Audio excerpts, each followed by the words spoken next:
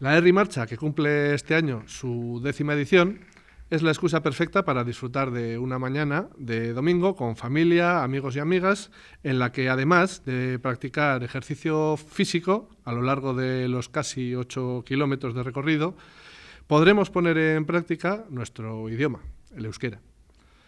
Cada año, una media de 350 participantes acuden a la cita. Dortzal banaketa hasiko da goizeko 10:00 Alberto Eskurdia parkean, eta martxa 10:30. Bitarte horretan, monitore bat izango dugu, beroketa ariketak egiteko eta, badakigu, inolako gaitzik ez izateko.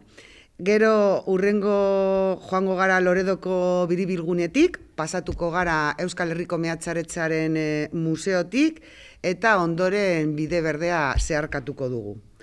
Zeharkatu ostean, Putxetara llegatuko gara, eta horretik hurbilduko gara gero Las Carrerasen dagoen Maestra Amalia González Astolbiza parkera. Hortik pasata, joango gara Aritzalde plazara, eta hor, 11:00 bat egingo dugu indarrak berrizteko.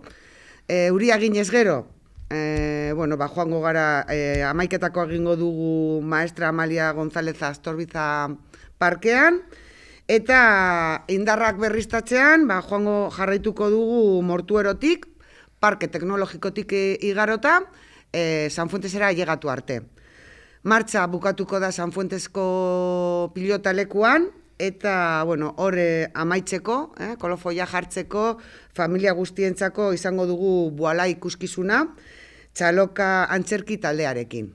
Gogoratzea ohikoa denez, martxa amaieran dortzala itzultzen duten pertsonei, saritxo pari txikitxo bat emango diogu oroigarri moduan.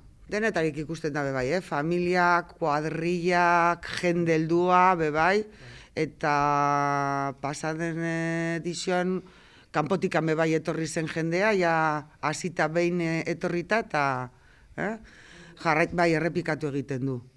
Eta hori bai, eguraldia dela, eta segun eta, uste dut erain dela bi urte, oparia dortzala ematerakoan euritako bat izan zen, orduan euritako hartuta, eta benga, tipi-tapa, ez dago problemarik. Eta pasaden urtean bebai izan zen txubaskeroa. Osea, que prest gaude, euria ginez gero.